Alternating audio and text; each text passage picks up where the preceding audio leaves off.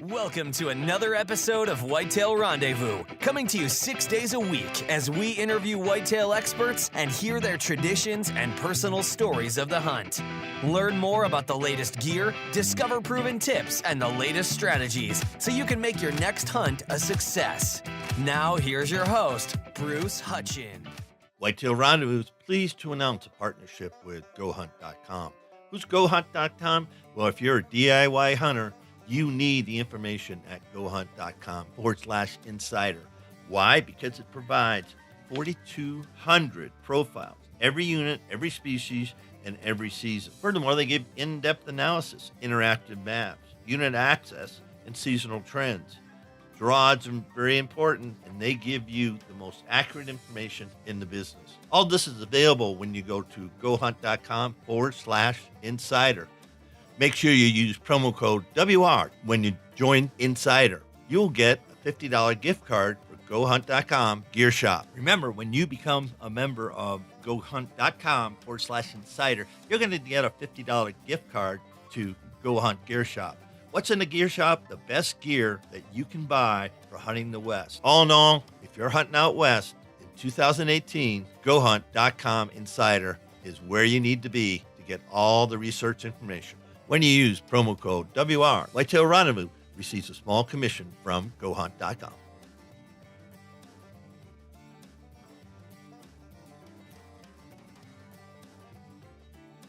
Hey, folks, we got a new sponsor. It's called Buckwild Coffee. What's so special about Buckwild Coffee? Well, a gazillion people go to Starbucks every day and drink coffee. Well, why shouldn't Buckwild Coffee offer you light, medium, or dark roast with free shipping? All you have to do is go to whitetailrendezvous.com, go to shop, and order your coffee, and I'll ship it out for free. Hey, thanks so much for visiting Buckwild Coffee. The best brew in the West, the best brew around the campfire, the best brew in the hunting shack, the best brew anywhere. Buckwild Coffee. Get yours today.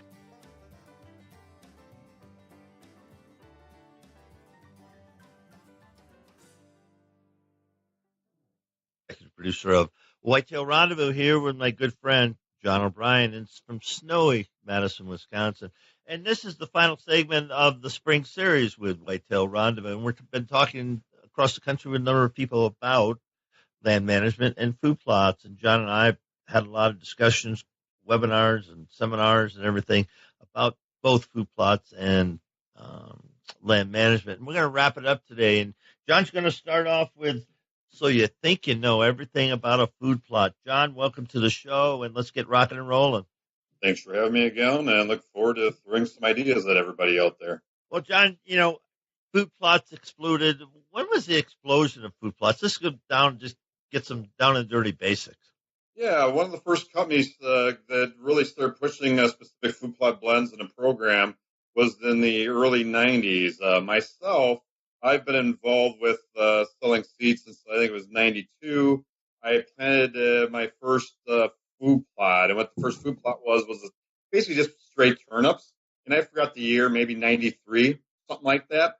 And again, but the industry as a whole, I really think people have been, even though people have been doing it per se for, maybe 25 years, I would say about the last 20 years is where things started ramping up.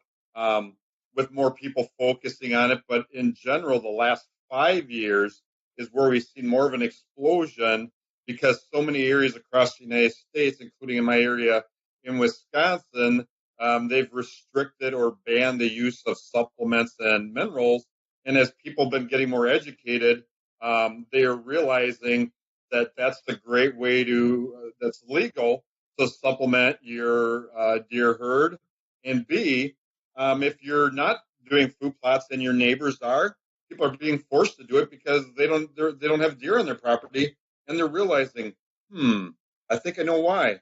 I got to keep up with the neighbors, the Joneses. Yeah, I was reading Deer and Deer Hunting last night, and Brilliant Manufacturing, which is Brilliant, Wisconsin, and they make farm implements, and that's what they did, agricultural implements for many, many, many years. Well, them and hundreds of other implement dealers now have a complete food plot line. just a complete food plot line to help, weekend farmers plant the seed. It's just an unbelievable business.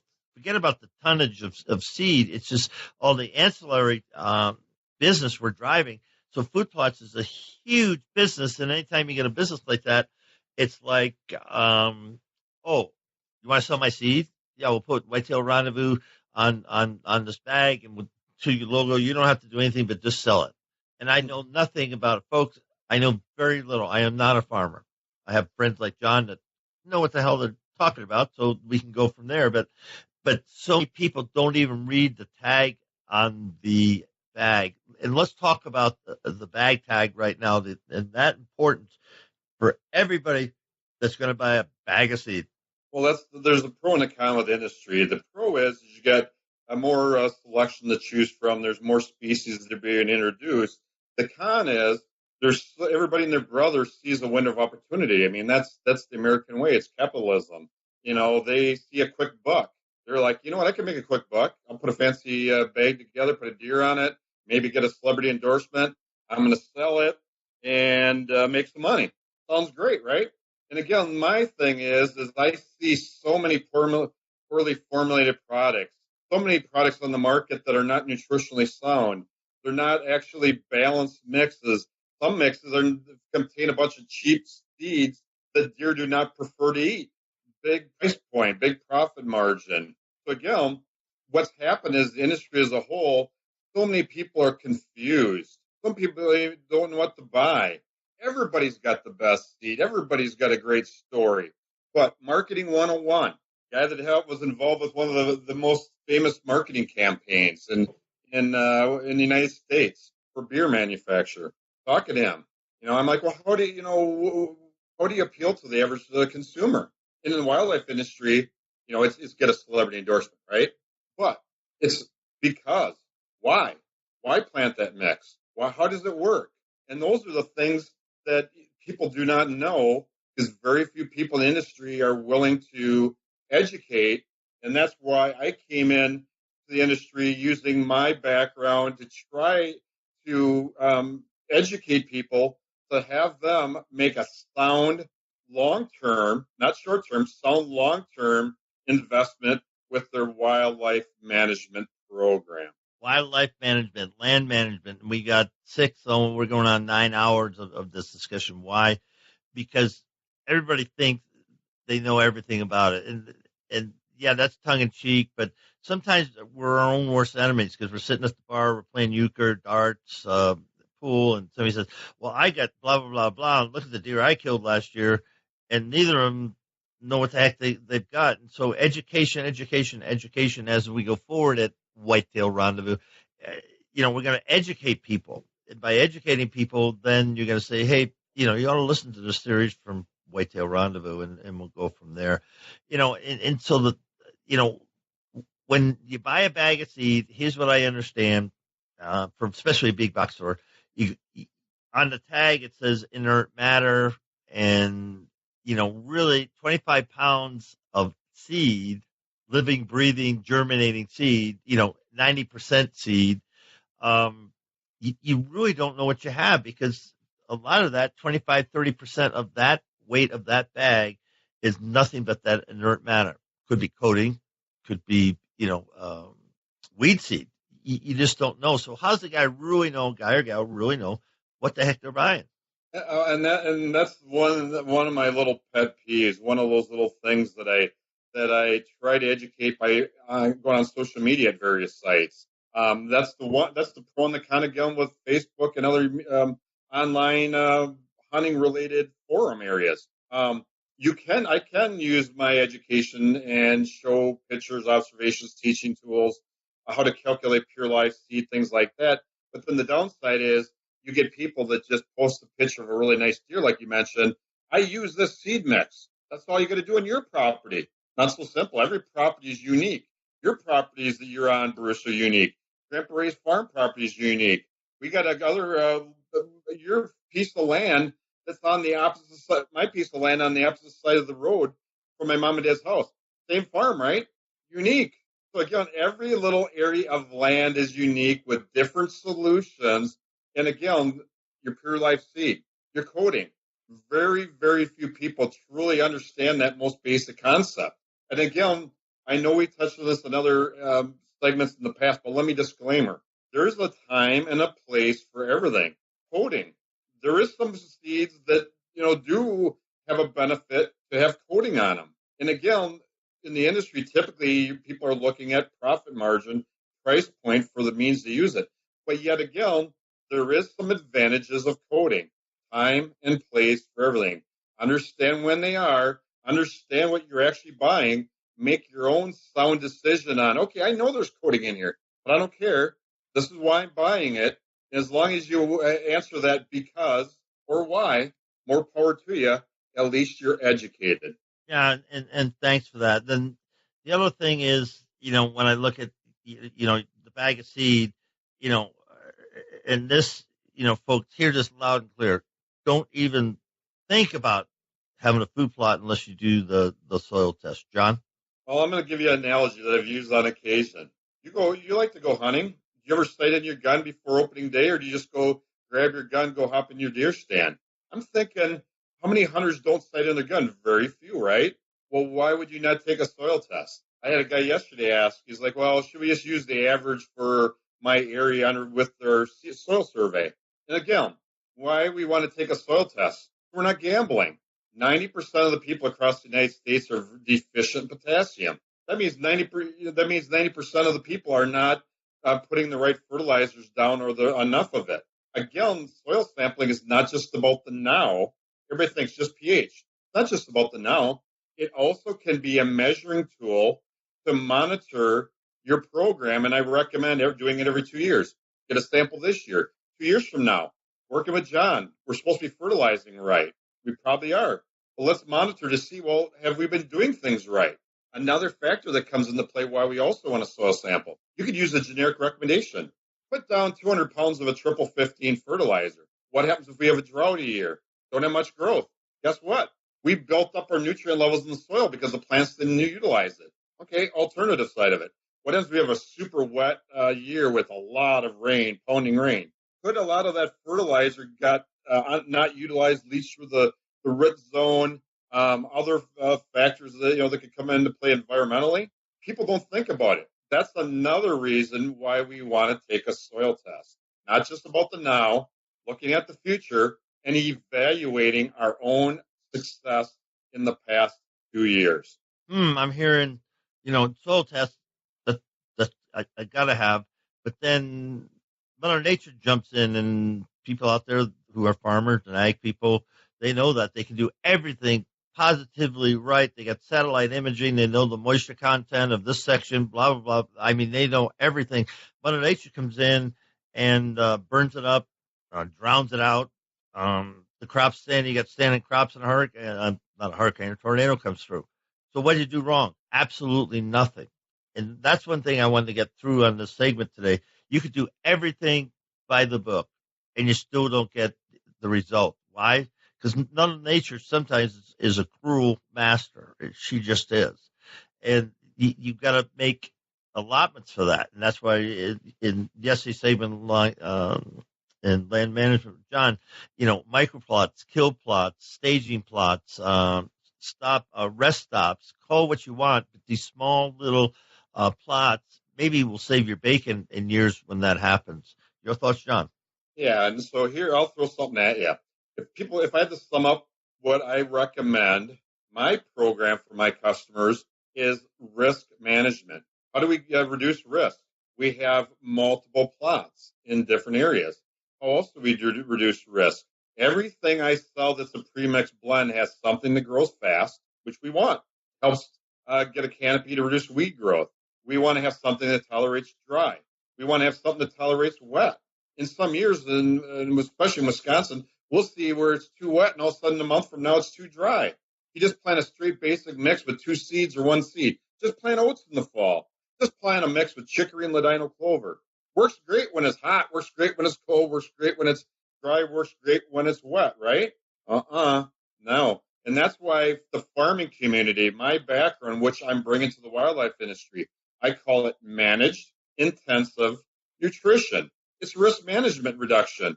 What we're doing is whatever Mother Nature throws at us, we have a diversity of species. And the rule of thumb with managed intensive nutrition is never plant less than 3 species on one block of land. In a lot of cases, we're doing 5 and 6. And what we're doing is we're using a species, like I mentioned, that tolerates, we're using multiple species that tolerates a variety of conditions. Because unless even Nostradamus, I mean, there might be a Nostradamus out there, but even your local weatherman, does he really know what the weather is going to do this year?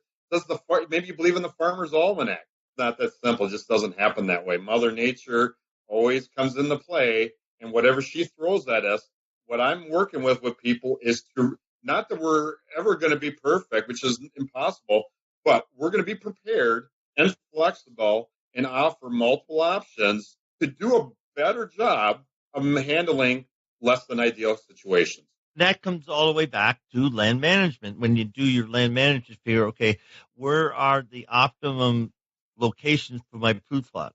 And then once you have that laid out, those 4 or 5 places, it takes the guessing out of it. You're really thinking through, and you're managing your property for 1 year through 3 years through, 20 years, hand down to your kids. And sometimes I see people get so excited, me included. Hey, I'm going to put in thing called, what do you think I need on this trail, John? We'll put in this and this and do this and do this. Okay, go out there and bounce around. Then the water comes down the ridge, and it poured last summer in Wisconsin, so all my seed went away. Every bit of it. So I got to redo the whole thing. But anyway, you think about that, folks. Just go on YouTube. There's plenty of places to go that you can get insight to say, oh, I didn't think about that. Because this growing deer and shooting deer is supposed to be fun and interesting, but we're supposed to learn and we're supposed to do it better. So collectively, when you hand off that piece of land to the next person, you got to get something going on. And that's my 2 cents. I mean, Madison, Wisconsin, this weekend we got Deer and Turkey Classic, or what do they call it, Expo? That's the Deer and Turkey Expo. Yeah, and so that's on April 6th, and the show will air after that. But throughout the country, these expos for deer and for turkey, and it's huge. And so when you go to those, take a notebook, go to seminars, take notes, seek out the seminar speaker, or go to guys that are selling stuff and check out and just say, well, what kind of filler do you have in here? What's your tag say? How do I read your tag? All those types of things. Get smart, because it's your money. It really is. It's your money, and more than that, it's time. John? Yeah, I think so many people are even afraid to challenge some of these people. I mean, you hear it all the time. It's like, well, this celebrity says that it's good. He's known as being an expert in the industry. That's all you got to worry about.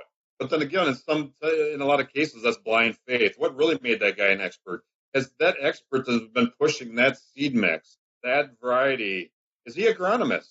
Is he a nutritionist? What makes him an expert? People are afraid to challenge these people. For me, I love it. I thrive on it. I probably talk too much about it when somebody asks me questions. But again, and I've had other people that have came to me at these shows who are like, well, you know what? I was just at this other booth. I asked him some questions. He didn't have a great answer. That's why I came to you. That's why I'm buying from you.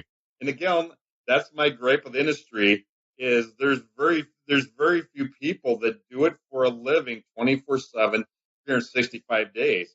The industry is made up of people that have another job. They go to some shows. They have blends that they put together based on either copying or using a lot of the same concepts from another company that's done the same thing from another company that's done the same thing from another company. And there's very few. I'm one of the few companies out there that has multiple research and education plots and areas of land. Because as I was listening to you open up the segment, my point is, even myself, which I truly believe that I am an expert in my field, not because I really believe I'm all that smart. It's just because I've done this for so many years, so many repetitions. Guess what? You can't rest on your own laurels. That's why I do research, because, again, what I know is one thing. What I don't know, what I'm willing to learn, what research will tell me, truly that would make me even more of an expert this year, next year, in the future. Same deal with anybody planting food plots. Guys might have done it for 15 years. They think they know it all, or they feel they're very knowledgeable about what they do. They could be, but there's so many new technologies, different products that I'm bringing to the industry to help people to do better. And again, that makes it not just work, it can be fun. You know what? Let's test things out. Let's learn more. Let's compare to what we did.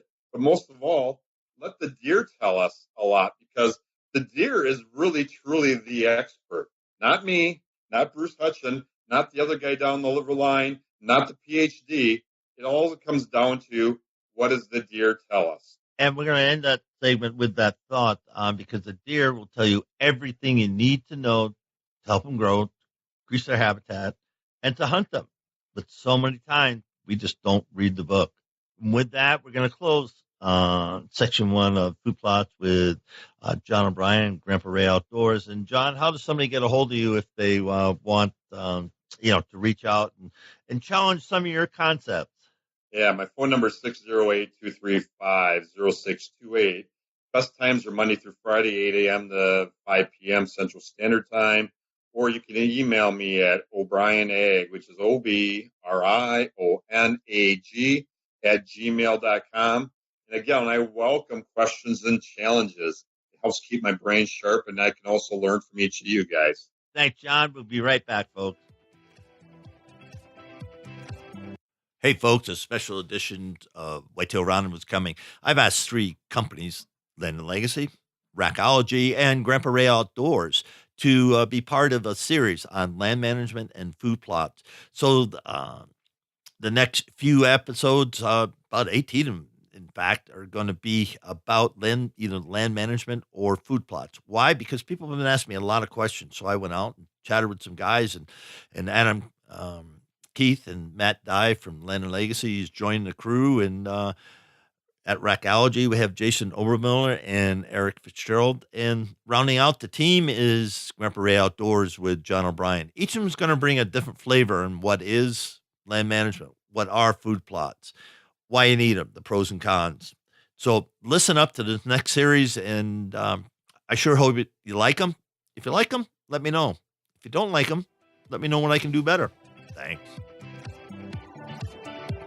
Thanks for joining us. Be sure to tune in tomorrow for another episode of Whitetail Rendezvous, where you can listen and learn from the experts so you can be more successful on your next hunt. Until next time, listen, learn, and succeed.